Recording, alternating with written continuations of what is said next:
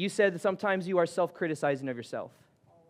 Always. Okay, what are maybe one or two thoughts that you've, oh, thank you, yeah. If you could hold the mic up as well, thank you. Okay. What are one or two thoughts that you have on a weekly basis that criticizes yourself? Honestly, it's like my looks always. I'm very self-conscious Okay. about my looks. Yep. Yeah. What else? So about your looks, what is the belief or the thought about your looks?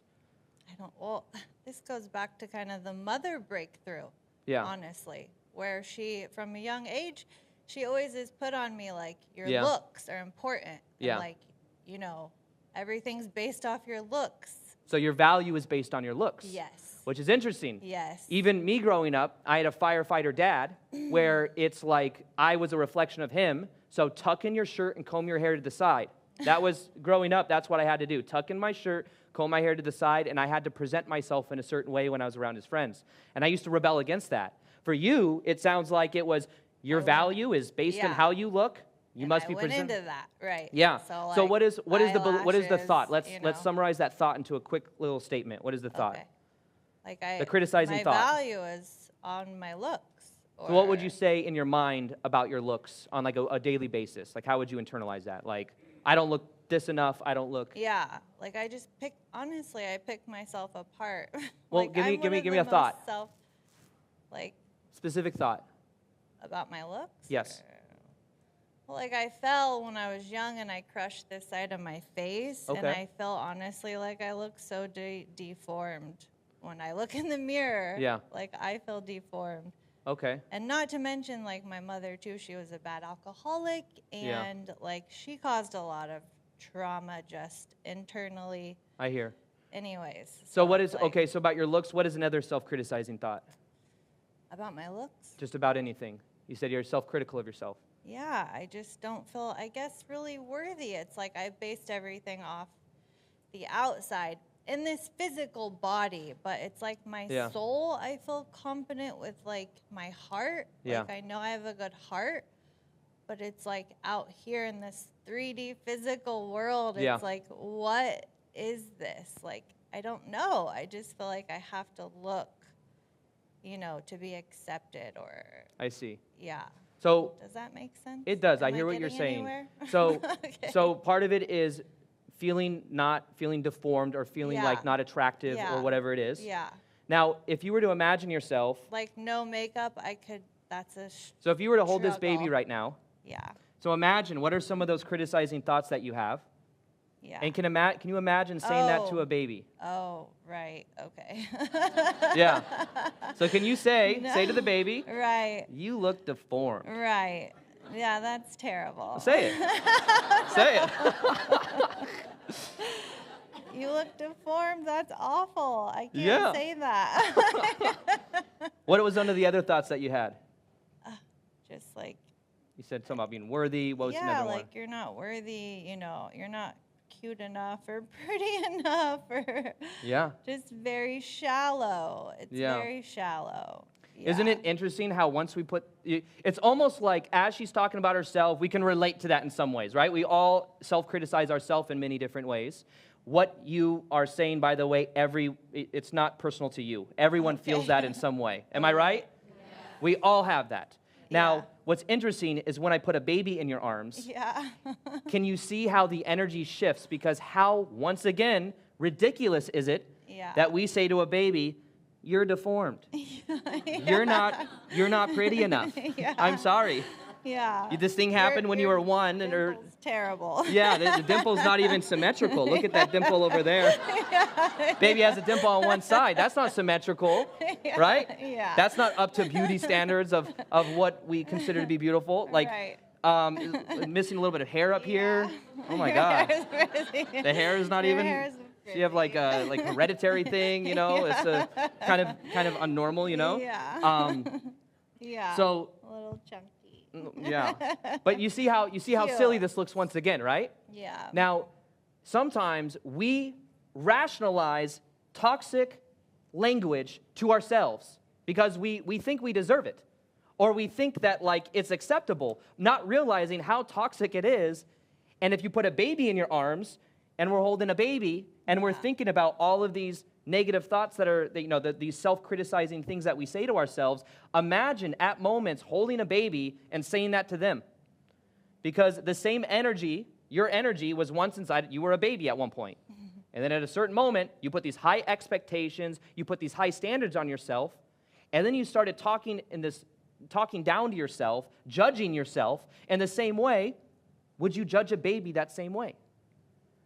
And of course, the whole purpose of this is for us to become aware. So what are some... Like our inner child. Yes. Thing. So what would you say, Yeah. what would you say to your inner... Imagine this is your inner child, a Yeah. representation of your inner child. Yeah.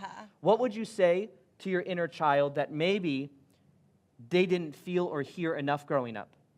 All this child heard, by the way, was Yeah. your looks are very important. Yeah. Your looks are very important. Yeah. How you look is important. Right. And whatever else you were told. Yeah. Right? Yeah. What would you want to have tell that inner child, part of you? Like, you're just beautiful the way you are. Yeah. Like, you don't have to, everything is not based off, like, the Yeah. outer. And, like, just, have a good heart and just be a good person. And, like boundaries are important. That's important. I'm learning that. Yeah. Well, Yeah. and it's interesting because what you're talking about is also a reflection of this external-internal thing. Yeah. Where if our sense of value is based on the external, who do I have to be to get everybody else to be happy so that I can feel safe on the internal? It's, what do other people think about me? Yeah. Because there's a loss of gravity of not knowing what do I think about me. Yeah. If you know who you are, and you're centered in that within yourself, Yeah. you then don't have to tune to everybody else to say, who do I need to be to make you happy? Is this making sense? So what this Yeah. might be also calling for is for one, to have a more of an understanding of how you are relating to these other aspects of you, that the way that you consciously are talking to yourself. Mm-hmm. But the other side of it is too, is like, so instead of looks are very important, you said that surface level. Yeah. That means that it's not the whole of you. Am I right? Right. What is a deeper thing that you relate to that you think is more representative of your value? Just like who I am, or Who you- like yeah. I have a good heart. Like Yeah. I just have a good heart, and I Yeah. really care about people, and I'm You can feel that you have a good heart. yeah. And Can you guys all feel this? well, Just for it's like talking. what's crazy is my mom did too. Like my mom's very loving, but Yeah. she just was so toxic and abusive as well on the alcoholic side of it. So Yeah. it's like that kind of like And interestingly enough, yeah. not that this makes it right, but can you see how maybe your mom may have been that way with her childhood? Yeah, like how it happened to her. Exactly. Yeah, Maybe it's a played yeah. pattern. Maybe alcoholism runs in the Yeah. family. Maybe she was told your looks are very important growing up. Maybe she was Yeah. growing up and she didn't look a certain way and she lost out on opportunities, or she got in trouble, or she got rejected, Yeah, or whatever. Yeah. Well, she was very pretty too, and she had a lot of opportunities until the alcohol thing, and Yeah. then that really went downhill. And, Yeah. But my grandma was very controlling with her, so my Well, think about mom, control, right? She rebelled really bad Yeah. with my grandma. So. But if yeah. you think of control, Yeah. control is like a rigid energy. There's a certain way you have to be, Yeah. right? Yeah. And if there's a certain way you have to look, Right. there's yeah. like this, there's still that control still energy. Continued. Yeah. So that what's makes interesting is sense. your mom, In a different way, it continued. yes, Yeah. that in a makes different sense. way it continued, but your mom, it's like there is just patterns that were Yeah. subconscious that were playing themselves out. She actually Yeah. had good intentions, as crazy as that sounds. Yeah. She probably Yeah. was like, I want my daughter to succeed in the world, and for her to succeed, Yes. she must be pretty and look a Yeah. certain way and be a certain way. Yeah. Right? You're right. Yeah. Is that interesting? That What's coming up sounds for you now that right. you're realizing that? That just makes a lot of sense because it's like, I know that she loves me too, but then it's like, God, she just did so much damage, and I don't know what to do with that either. I'm Yeah. still going through that, like, forgiveness, Yeah. like you said. Well, that's kind of what we're hard. talking about. Yeah. So what is the thing you could begin to forgive between you and your mom? Now, it doesn't have to be a specific thing, but like, where are you at that with that process? Like, where can I, yeah. Oh, I feel like since I've, moved so far away from everyone, it's helping Yeah, for my energy to their energy because it's Yeah. all toxic. right. They're all toxic. Yeah. So, and very codependent. They're all very codependent. It's like I'm the one having to break the whole generational. How are you breaking that codependent pattern? Just getting out of it, really. That's one way to do it. One thing. Yep. And just even realizing that what's going on there is so toxic. Like, I'm the only one that's getting out of it. Yeah, what's interesting a lot of times in codependent families and codependent relationships is guilt is used as a mechanism to keep people doing what they want you to do. Is that a realization, or that's something that you've seen in your family? Yeah. Always made me feel guilty. If I did anything different, or didn't let them use me in some way, or. And what it sounds like now is you're becoming aware of the pattern, and they cannot make you feel guilty. Right. They can have a frame, and you can choose that frame. You can choose to buy into that. Yeah. But you can also choose not to buy into that. Right. You can choose to not let that sway you. Does that make sense? Yeah. There may have just been a belief that you have to be in the family, to be accepted. Yeah. Right? Yeah. So what is a way that you can begin to continue breaking that pattern? I think just keep doing this kind of thing, doing the inner work. And, I've been really for like 8 months, or 9 months. That's awesome. Well, I went through 2 narcissistic relationships almost back to back. So that caused me to start doing a lot of inner work and just like, and I've been working on boundaries with my family for a long time. It's been in little steps, but I've been making progress. But so now I've just kind of been in the isolation mode where I'm like digging really deep and just really going hard at like digging deep what's in there. That's awesome. Yeah. Well, moving forward, I think you're already doing this kind of work. Yeah. It is an unlayering process. Yeah. It's like you're aware that you were in a narcissistic relationship, and then that ended, and then you were in another narcissistic relationship. Yeah. So something to become aware of is in the selection process of that normally there's this balance of love bombing and certain things that are red flags that you see as red roses. Yeah. Right? Yeah. You're like, oh, this person. So, and with codependency in the family, that being a dynamic, that is also a very common codependent relationship. The relationship between the narcissist and empath, right? Yeah. It's and you abandon yourself. Yes. Yeah. Which of course that kind of person is going to, like, the narcissist is going to abandon you because you've already abandoned yourself to be into the relationship. It's just you do it over and over and over again, right? Yep. So part of it to be aware of as well, anytime there's a narcissist-empath connection, is becoming aware that the narcissist actually has something to teach you. Right. There is something to learn from that. Yeah. Both the narcissist and the empath has a disowned part of themselves that the other possesses. Now, on the narcissist side of it, even though it's toxic and manipulative, they have a strong sense of perceived self. It's a false sense of self, but it's a strong sense of it. So when you meet a narcissist, they appear very charismatic and very confident, and they'll say things to you that get you to do what they want you to do, and there's a lot of manipulation that happens, but they carry this characteristic that feels safe to someone that is more of an empath. So there's this disowned aspect of self that is still, it's built in toxic shame, by the way, as well, and they have to cover that up by appearing a certain way and by controlling different people. But on the other side of that, the empath, who feels everybody's energies, tends to attract, and who's very empathic, is the opposite side of that has something to teach the empath. It's because it's the part of themselves that's very, that's very open and very connective and very relational. At the same time, there is an energy that is also there that is getting something from the narcissist, in the sense that the narcissist is supplying a certain level of frame. Does this make sense? There's a certain level of frame there. It's a toxic, shame-ridden frame, but it is a frame. Now, the other side of this to become aware of too, though, with the empath, is that the empath has to abandon themselves to even be in the relationship, but also it's being aware that the mechanisms for getting the needs met, while the narcissist takes and demands and controls, the empath gives to then get.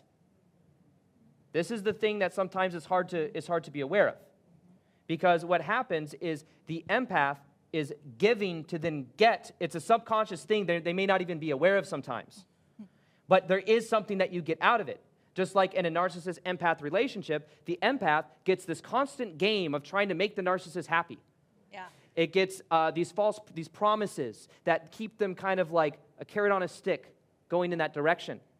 But what happens is when you start taking your power back and you start being more in the middle, if you imagine like this side is the narcissist, this side's the empath, it's like they each have something they could integrate within each other that they can then learn, and then once you get into the middle of there, you no longer have to attract the narcissist as a reflection. Does this make sense? Yeah. So it's almost, there's a small, one moment, we'll get to you. There's something to be learned and integrated on either side of it. So it's that awareness sometimes can be hard to look at for many of us, because it's like, wait, because most people that are empaths that can feel other people's energies, part of it is rooted in identity that says, I am a giver. Some of you are probably thinking right now, well, it's not a bad thing to be an empath. I'm not saying it's a bad thing to be an empath. What I'm saying is if you're abandoning yourself for other people, that's not conducive to a healthy relationship with yourself. And there is a shadow mechanism there that it's like, if I give, then I can get. And there's something that you're getting out of that relationship. There's something you're getting out of that dynamic. You're getting their approval, you're getting their validation, you're getting their sense of frame. Whatever it is, it's important to be aware of what that hidden motivation is. Because then you can start to be more so in the center of it. You can start, instead of tuning to them, you can start tuning, and you can learn from that of how to integrate your power inside of yourself. Yeah. So what is the, from everything that we're talking about today, what is the biggest insight that's here for you today that you can take with you moving forward and continue?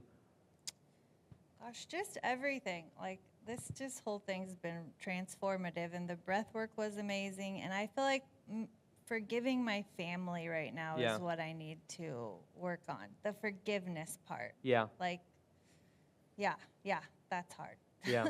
And that's hard.